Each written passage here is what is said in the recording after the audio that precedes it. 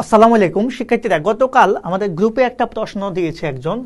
এই প্রশ্নটা এরকম ছিল, আর্থিক বিবরণী 10% ঋণ। প্রশ্নের ব্র্যাকেটে ছিল 2020 সালে প্রদেয় 1 লক্ষ টাকা, কিন্তু প্রবলেম ছিল যেটা আমাদের এই অঙ্কটা শেষ হচ্ছে 2018 সালে। আমরা সবাই একটা বিষয় জানি যে রেওয়া মিলের উপরে যে ডেটটা থাকে শেষ হচ্ছে শেষ ডেট, অর্থাৎ 31/12/2018, অর্থাৎ 31শে ডিসেম্বর 2018 সালে এই অঙ্কটা শেষ। তার মানে এই অঙ্কটা শুরু হয়েছে 1 জানুয়ারি 2018 সালে।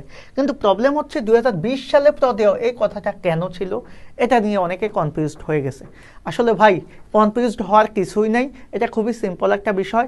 আমরা জানি ঋণটা একটা দীর্ঘমেয়াদী দায় বা বন্ড একটা দীর্ঘমেয়াদী দায়। সেক্ষেত্রে 10% ঋণ এই 2020 সালে প্রদেয় মানে হচ্ছে তুমি 2018 সালে এই ঋণটা নিলেও এটা তুমি 2020 সালে পরিশোধ করবা। এখন ভাইয়া প্রশ্ন হচ্ছে, আমি 2020 সালে করি অথবা 2030 সালে করি, কোনো সমস্যা নাই।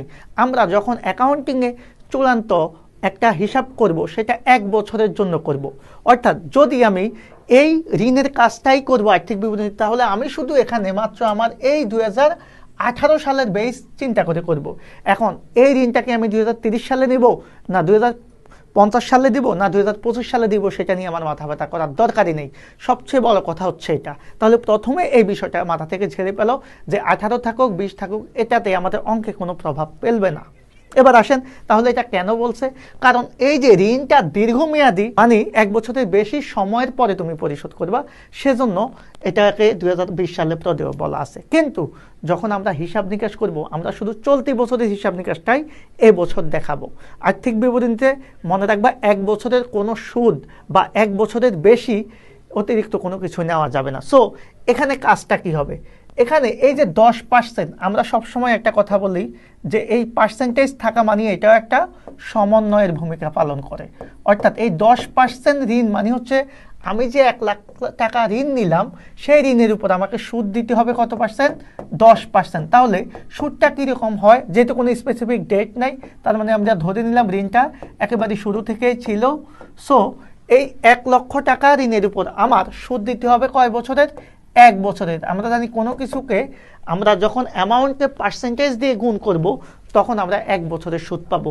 সো এক্ষেত্রে দেখা যাচ্ছে আমার ঋণের সুদ হবে জাস্ট 10% হলে কত টাকা? একটা শূন্য কমে যা 10,000 টাকা। এই 10,000 টাকাকে আমরা কি বলবো? ঋণের সুদ। তাহলে এখান থেকে এই 10% থেকে আমরা একটা জিনিস বের করলাম, সেটা হচ্ছে ঋণের সুদ। এখন প্রবলেম হচ্ছে, আমি তো বললাম যে 10% একটা সমন্বয়ের ভূমিকা পালন করবে, আর আমরা সবাই জানি সমন্বয়ের কাজ কমপক্ষে 2 বার।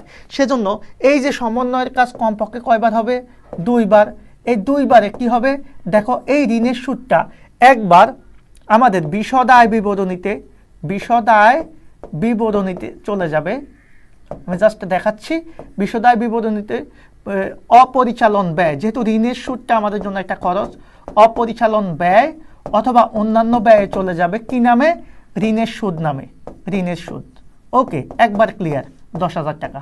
এই 10,000 টাকাই আবার খেয়াল করবা আমাদের আর্থিক বিবরণীতে, আর্থিক অবস্থার বিবরণীতে চলে যাবে। আর্থিক অবস্থার বিবরণীতে চলে যাবে কোথায়?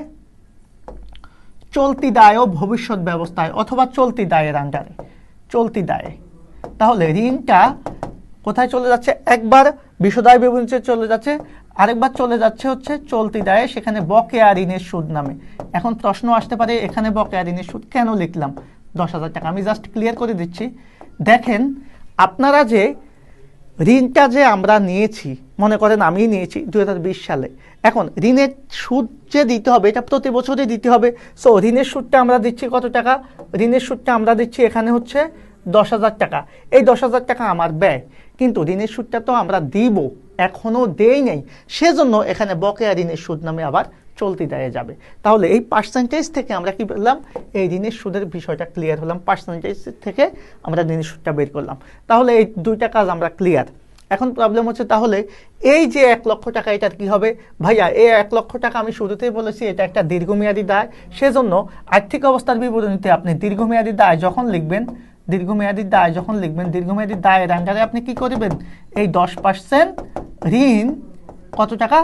1 লক্ষ টাকা পুরোটা লিখে ফেলবেন। এই হচ্ছে আমাদের এই অঙ্কের পোস্টিং। এটা নিয়ে আপনাদের যত কনফিউশন ছিল, আমার মনে হয় কনফিউশনের কোনো দরকার নাই। তাহলে এইভাবে একইভাবে আপনি বিনিয়োগের সুদ বলেন, যাই বলেন, যদি সমন্বয় থাকে দুই জায়গায় চলে যাবে, আর বিনিয়োগটাও আমাদের সম্পদ পাশে চলে যাবে আলাদা। এখানে জাস্ট ঋণের কাজটা আমরা সেমভাবে করলাম। ঋণটা দীর্ঘমেয়াদী দায় হিসাবে আমাদের আর্থিক অবস্থার বিবরণীতে দায় পাশে চলে যাবে। আর ঋণের যে সুদটা, এই সুদটা একবার অপরিচালন ব্যয় অথবা অন্যান্য ব্যয় আন্ডারে ব্যয় হিসাবে আমাদের বিশদ আয় বিবরণীতে যাবে, আরেকবার চলতি দায় ও ভবিষ্যৎ ব্যবস্থায় আমাদের দায় পাশে চলে যাবে। আশা করি ক্লাসটা বুঝতে পেরেছ।